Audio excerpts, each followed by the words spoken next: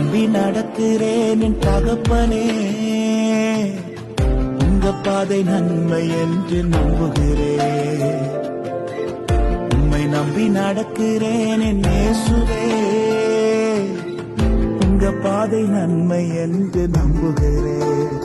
நீங்க பிடிச்சிருந்த உங்க கரத்தால் தூய ஆவியின் திரியேக ஆசீர்வாதம் நம் அனைவரையும் ஆசீர்வதித்து காப்பதாக. இந்த நாளின் காலை நேர சிந்தனைக்காக யோசுவா 22ஆம் அதிகாரம் 2வது வசனத்தின் பிற்பகுதி. அவர்களிடம் கர்த்தருடைய தாசனாகிய மோசே உங்களுக்கு கட்டளையிட்ட எல்லாவற்றையும் நீங்கள் கைக்கொண்டீர்கள். நான் உங்களுக்கு கட்டளையிட்ட யாவற்றிலும் என் சொற்படியே செய்து வந்தீர்கள் என்று சொன்னார்.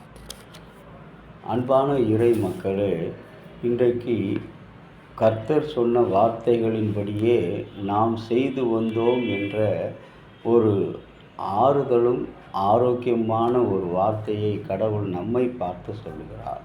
ஒருவேளை இந்த 9ஆம் மாதம் முழுவதும் கர்த்தருக்கு புறம்பானவர்களாக, கர்த்தருக்கு பிரியமில்லாதவர்களாக, பாவிகளாக, நீசர்களாக நாம் இரட்டை வேடம் போட்டு வாழ்ந்து வந்தாலும் நம்மை பார்த்து ஆண்டவர் இந்த மாதத்தின் நிறைவில் சொல்கிறார், நீங்கள் என் சொற்படியே நடந்து வந்தீர்கள், கை கொண்டு வந்தீர்கள் என்று சொல்லி, என் சொற்களின்படியே நீங்கள் செய்தீர்கள் என்று சொல்லி ஆண்டவர் மகிழ்ச்சியோடு நம்மை வாழ்த்துகிறார்.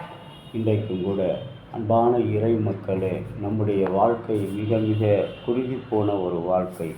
இந்த வாழ்க்கையில் நாம் யாரையும் குறை சொல்லாதவர்களாக நாம் வாழ அழைக்கப்படுகிறோம். யாக்கோப்பு 3ஆம் அதிகாரம் 12வது வசனத்தில் கூறப்பட்டுள்ளபடி தலையாய பண்பு, பரிசுத்தமான ஒரு குணம், அமைதியான ஒரு குணம் இருக்கும் என்று சொன்னால் பிறரை குறை கூறக்கூடாது. அப்போஸ்தலனாகிய பவுல் தூய பேதுருக்கு எழுதின திருமுகத்தில் ஆண்டவர் எத்துணை இனிமையானவர், நீங்கள் சுவைத்திருந்தால் எவ்வகையான தீமையும் வஞ்சகத்தையும் வெளிவேடத்தையும் பொறாமையும் அவதூறையும் ஆகிய யாவற்றையும் உங்கள் உள்ளத்திலிருந்து அகற்றுங்கள் என்று 1 பேதுரு 2ஆம் அதிகாரம் 1 வசனத்தில் கூறுகிறார். மேலும் அன்பான இறை மக்களே, உண்மைக்கு நாம் கீழ்ப்படிந்து இந்த உலகத்தில் மனிதன் சொல்கிற வார்த்தைகளுக்கு நாம் எவ்வளவு கீழ்ப்படுகிறோம், எவ்வளவு அவனுக்கு நாம் ஜால்ரா போட்டு வாழ்ந்து கொண்டிருக்கிறோம், எவ்வளவு மோசமான கேவலமான செயல்களை நாம் செய்து கொண்டிருக்கிறோம் மனிதனுக்காக. ஆனால் உன்னையும் என்னையும் உண்டாக்கினவர் இன்றைக்கு சொல்கிறார், நீங்கள் என் சொற்படியே செய்து வந்தீர்கள். எவ்வளவு பெரிய ஒரு ஆசீர்வாதம்!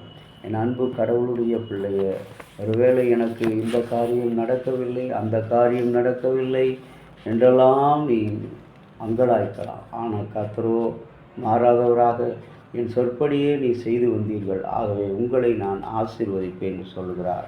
நம்முடைய வேஷங்களை எல்லாம் மறந்து உண்மைக்கு கீழ்ப்படுகிறவர்களாக இன்றைக்கு ஒருவரோடு ஒருவர் அன்பு காட்டுகிற மக்களாக இருக்க வேண்டும்.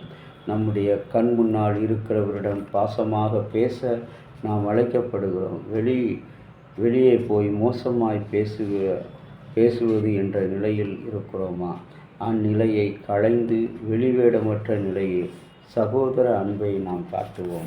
கர்த்தர் நம் மீது ஒரு அன்போடு கூட சொல்கிறார், இந்த மாதம் என் அன்பு மகனே மகளே, நான் சொன்னபடியெல்லாம் நீ செய்தாய், உனக்காக நான் வைத்திருக்கிற அந்த ஆசீர்வாதத்தை நீ பெற்றுக்கொள்.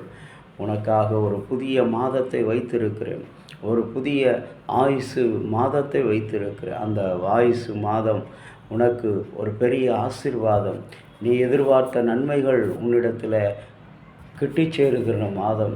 அந்த மாதம் நீ எதிர்பார்க்காத எல்லா அடைக்கப்பட்ட கதவுகளும் திறக்கக்கூடிய ஒரு மாதமாக ஆண்டவர் வைத்திருக்கிறேன்னு சொல்கிறார். ஆண்டவர் நோக்கி ஜெபிக்கலாமா? நேற்று மீண்டும் மாறாத இயேசப்பா, இந்த நாளில் உங்களை நன்றியோடு துதிக்கிறோம். எங்கள் மீது இரக்கம் வைத்து எங்களை அன்பால் இரக்கத்தால் மூடி மறைத்து கொண்டீர்கள். உங்களுடைய மேலான அன்புக்கும் கிருபைக்கும் பாத்திரவான்களாக நடந்து கொள்ள இந்த நாளில் நீர் எங்களை இந்த மாதத்தின் நிறைவில் நீ சொல்வதையெல்லாம் செஞ்சீங்களே என்று சொல்லி என்னை ஆண்டவரே ஆறுதலோடு அழைக்கிறீர். உமக்கு கொடாகொடி நன்றி. எல்லாவற்றையும் உடைய கரத்தில் ஒப்புக் கொடுக்கிறோம். மீட்பர் இயேசு நாமத்தில் வேண்டுகிறோம் நல்ல பிதாவே, ஆமீன். நம்முடைய தந்தையாகிய கடவுளின் அன்பும் மைந்தராகிய இயேசுனுடைய அருளும் பரிசுத்த ஆவியினுடைய நல்ல உறவும் பாதுகாப்பு உங்கள் அனைவரோடு இருப்பதாக. ஆமீன்.